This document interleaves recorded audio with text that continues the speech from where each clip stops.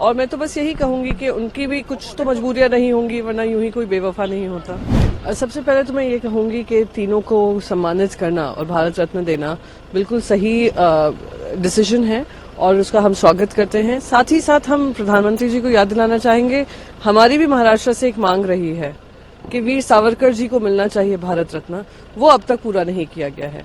तो जहां तक बाकी सबके है, नरसिम्हा राव जी का दोस्त राय नहीं है किसी के मन में होगा कि उन्होंने जो देश के लिए योगदान दिया, खास करके उस समय पर जब देश की अर्थव्यवस्था एकदम डगमगाई हुई थी, पहले तो वो, और साथ ही साथ जो बाकी चौधरी चरण सिंह जी रहे हों, बड़े किसान नेता थे, उनका नाम अभी भी जो कहते हैं कम्युनिटीज में माना जाता है और उनका योगदान देखा गया है।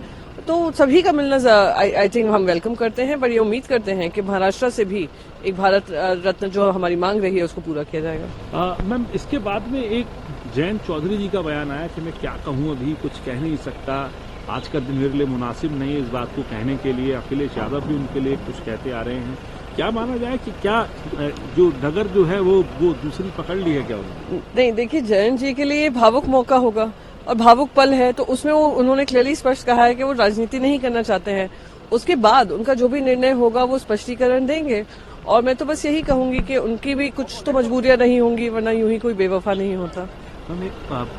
वित्त मंत्री ने व्हाइट पेपर के ऊपर चर्चा करी और कहा अंदर की 2004 से 14 तक के लिए जो व्हाइट पेपर आया है, सभी के लिए हर्डल्स थी, सभी के लिए क्राइसिस था, लेकिन क्राइसिस से डील करना अलग था। इस सरकार ने क्राइसिस से डील करा है और रिजल्ट्स आए हैं सामने। देखिए, क्राइसिस से कैसे अच्छा डील किया है।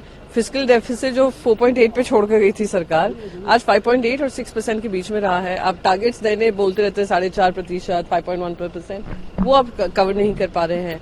आज जनता के ऊपर 1.5 लाख रुपए का आपने कर्जा कर दिया है, आने वाले जनरेशन्स के लिए कर्जा किया हुआ है। दूसरा, रिकॉर्ड देखिए क्या तोड़े हैं, रिकॉर्ड अनएम्प्लॉयमेंट है, रिकॉर्ड इन्फ्लेशन है, और ये 10 साल पहले आपने ये सारे वादे किए थे कि खत्म करेंगे, देश की दिक्कतें दूर करेंगे। ये व्हाइट पेपर जो कुछ नहीं है, ये ध्यान भटकाने का काम है। इनका जो व्हाइट पेपर है जो आना चाहिए इनके 10 साल के कार्यकाल का, वो काले अक्षरों में लिखा जाएगा, क्योंकि उसने अर्थव्यवस्था को कलंकित किया है। आखिरी सवाल, क्योंकि आप एक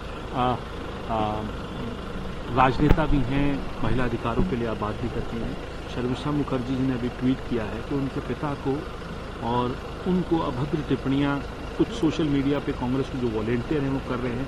राहुल गांधी से गुहार लगाई है कि इसके ऊपर वो एक्शन लें, क्योंकि बहुत अभद्र बातें कही गई हैं उनके पिता के बारे में, क्योंकि पूर्व राष्ट्रपति भी हैं और खुद एक महिला है शर्मिष्ठा मुखर्जी, उनके लिए क्या?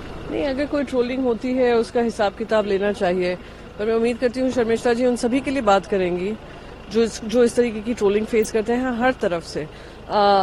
सिलेक्टिव आउटरीच जो होता है उस पर बचना चाहिए, पर मैं उम्मीद करती हूँ कि कांग्रेस पार्टी का अगर कोई कार्यकर्ता है जिसने इस तरीके की भाषा का इस्तेमाल किया है, कितने भी मतभेद हो, इस तरीके की भाषा का इस्तेमाल नहीं होना चाहिए, कार्रवाई होनी चाहिए। But rather an writing to Rahul Gandhi etcetera, maybe she should also try writing to the IT cell of the Delhi police and getting this sorted.